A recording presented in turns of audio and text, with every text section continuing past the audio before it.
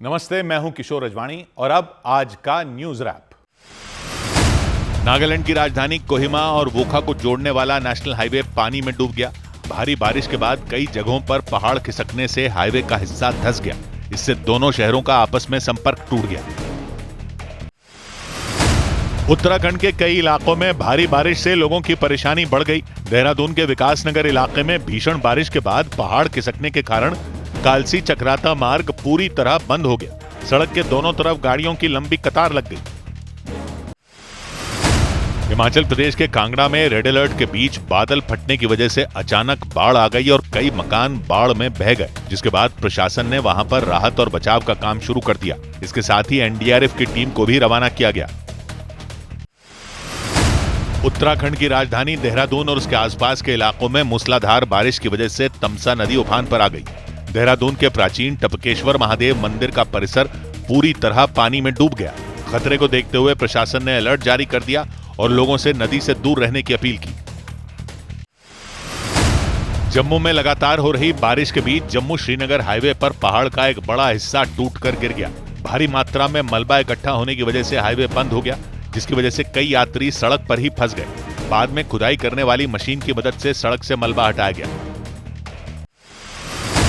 भारत में डेंगू से बचाव के लिए जापान की वैक्सीन क्यूडेंगा को मंजूरी मिल गई। दवाओं की क्वालिटी और सुरक्षा सुनिश्चित करने वाली संस्था drug controller general of India ने इस वैक्सीन को मंजूरी दी। ये 2 डोज वाली वैक्सीन 4 से 60 साल की उम्र तक के लोगों को लगाई जा सकेगी और इसे लगवाने से पहले डेंगू का टेस्ट करवाने की जरूरत नहीं होगी।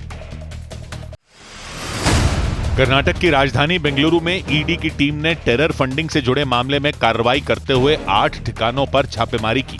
इस मामले में एनआईए ने पहले 4 आरोपियों को गिरफ्तार किया था और उनके खिलाफ चार्जशीट दाखिल की थी। एनआईए के सूत्रों के मुताबिक चारों आरोपी आतंकी संगठन आईएसआईएस से जुड़े थे। सुप्रीम कोर्ट ने एम्स के डायरेक्टर को आदेश दिया कि रेप के दोषी आसाराम की मेडिकल रिपोर्ट तैयार करने के लिए एक बोर्ड का गठन किया जाए। कोर्ट में केंद्र सरकार ने आसाराम की अंतरिम जमानत का विरोध किया। सरकार की तरफ से कहा गया कि 3 महीने पहले आसाराम को इसलिए जमानत दी गई थी क्योंकि वो ब्रेन से जुड़ी गंभीर बीमारी का सामना कर रहे थे और पूरी तरह बेसुध थे, जबकि अब वो खुलेआम घूम रहे हैं। लखनऊ के अलीगंज में 1 महीने पहले जिस इमारत में आग लगी थी, उसके मालिक ने खुद ही इमारत को गिरवाना शुरू कर दिया। इमारत में आग लगने से 15 लोगों की जान चली गई थी। लखनऊ विकास प्राधिकरण ने इमारत को अवैध घोषित किया था, साथ ही उस पर बुलडोजर कार्रवाई की चेतावनी दी थी। दिल्ली हाईकोर्ट ने सोनम वांगचुक को मेदांता अस्पताल में शिफ्ट करने का आदेश दिया। उनकी पत्नी ने उन्हें सफदरजंग अस्पताल से शिफ्ट करने की इजाजत मांगी थी। हाईकोर्ट ने मेदांता अस्पताल के डायरेक्टर को सोनम वांगचुक की सेहत की निगरानी के लिए डॉक्टरों की टीम बनाने के निर्देश भी दिए। यहाँ पर हमें बहुत ट्रस्ट डेफिसिट था, क्योंकि जिस तरीके से सोनम को लाया गया था, वो हॉस्पिटल के लोग नहीं थे, वो पुलिस वर्दी के बिना पुलिस थी। मध्य प्रदेश विधानसभा में यूसीसी यानी यूनिफॉर्म सिविल कोड का विधेयक पास हो गया। कांग्रेस पार्टी के हंगामे के बावजूद बीजेपी के विधायकों ने विधेयक को पास करा लिया। उत्तराखंड, गुजरात और असम के बाद Madhya Pradesh uniform civil code को लागू करने वाला चौथा राज्य बन गया। ईरान की आईआरजीसी सेना ने जॉर्डन में मौजूद अमेरिका के सैन्य ठिकानों पर मिसाइल हमले करने का दावा किया। आईआरजीसी सेना के मुताबिक अमेरिकी सैन्य ठिकानों पर रेडार सिस्टम और लड़ाकू विमान को निशाना बनाया गया, जिसके जवाब में जॉर्डन ने भी ईरान के 5 ड्रोन को मार गिराने का दावा किया। ईरान की आईआरजीसी सेना ने जॉर्डन के साथ बहरीन में भी अमेरिका के एयरबेस पर खतरनाक ड्रोन से हमले का दावा किया। इसके अलावा बहरीन में मौजूद अमेरिका की ई कॉमर्स कंपनी अमेजॉन के डेटा सेंटर पर क्रूज मिसाइलें दागने का दावा किया। ईरान की आईआरजीसी सेना ने कुवैत में मौजूद अमेरिका के सैन्य ठिकानों पर हमले का दावा किया।